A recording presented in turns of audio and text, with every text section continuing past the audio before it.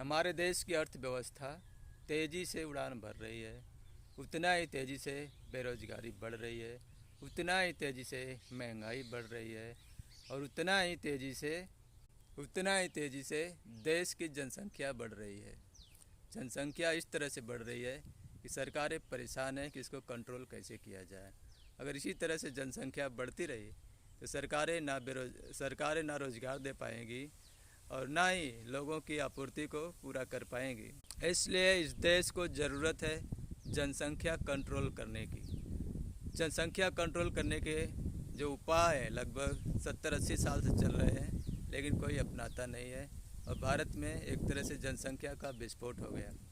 China ने तमाम संसाधन जुटाए और जनसंख्या रोक ली और भारत ने जनसंख्या बढ़ाने का बीड़ा उठा लिया है, जिसके कारण इस देश में महंगाई है, बेरोजगारी है और धन की असमानता है। हर किसी के पास काम नहीं है।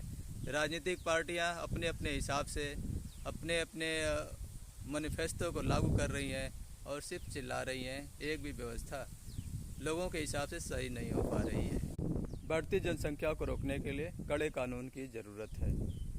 भारत में कानून है लेकिन उसका पालन नहीं होता है, इसलिए और कठोर कानून बनाया जाए ताकि भारत की जनसंख्या को रोका जा सके। वन चाइल्ड पॉलिसी देश में लागू होनी चाहिए। एक लड़का और एक लड़की की नीति लागू होनी चाहिए और कठोर से कठोर कानून लागू होने चाहिए। इससे ज़्यादा अगर बच्चे पैदा होते हैं तो आपकी नागरिकता ख़त्म हो जाती है। मैं अरविंद यादव आर्थिक भारत की तरफ से सरकार से ही रिक्वेस्ट करता हूँ। आर्थिक भारत के चैनल को लाइक करें, सब्सक्राइब करें, शेयर करें। Thank you.